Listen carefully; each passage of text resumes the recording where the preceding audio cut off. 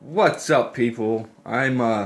This is the Slosh from Kidsn'play, and am here to show you my Galoob wrestling collection figures. First up, we got the man called Sting. WCW, he was the greatest thing ever seen. Ric Flair put him over and gave him the title. And now in WWE, they had Triple H beat him at WrestleMania. While the match was good, for nostalgic purposes, it was DX versus NWO, basically WCW versus WWE. And in my opinion, Triple H wasn't WWE's best, but it's not my choice.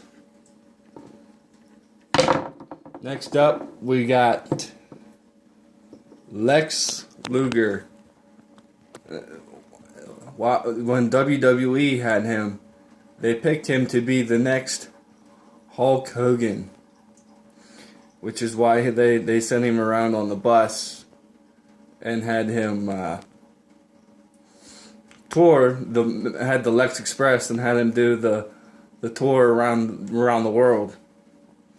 And as you can see, nobody got behind him, and they cut him loose and let him go back to WCW.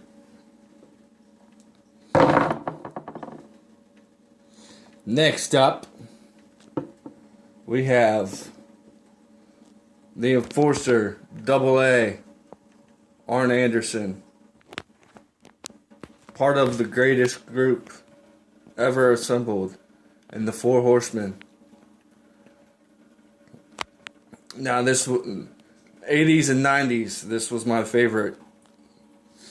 But just like anything that was good, WCW brought it back and rebooted it to death.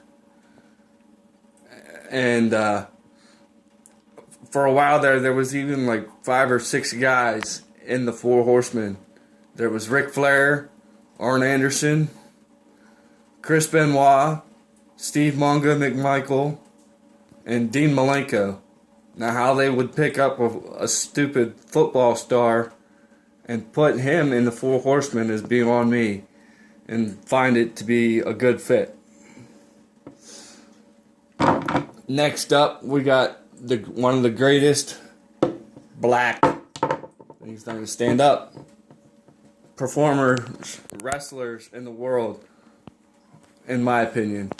While WCW did him real good, WWE, I mean, he was in an awesome tag team in the APA, but I think other than the tag team titles, he deserved to be world champion. And he was an awesome physical wrestler. Next up, we got the Brian Pillman, R.I.P. He was Flying Brian in WCW, and I don't know why this video is so freaking blurry. It's making me mad.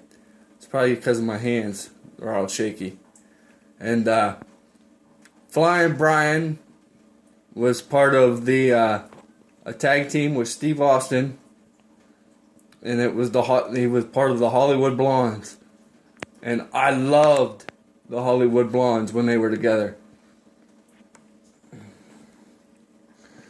Next up, we got Z-Man, Tom Zink. I don't really remember much about him, but I know he was in a couple tag teams and a singles, and most of the time he spent his time as a singles wrestler. And crap, trying to do this one-handed. Next up, Sid Vicious. Really big guy. Couldn't do a live interview for nothing. He had many screw ups trying with Jim Ross trying to interview him. And awesome big guy. Still don't know why he was ever world champion. And next, I'm just going to do these two together since one of them won't stand up. Next, we have the Steiner brothers. Rick and Scott Steiner. Greatest tag team in the 90s. Really good. Multiple time WWE champions. And multiple time WCW champions. And Scott Steiner even held the world title a couple times. Which in my opinion, after he became Big Papa Pump and all roided out, he wasn't any good anymore. Alright. Right there is my Galoob wrestling figure collection. Stay tuned.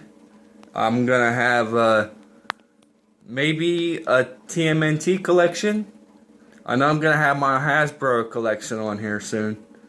And maybe a Titan Sports collection. Because I have all that stuff. Alright. You guys have a good one. Peace.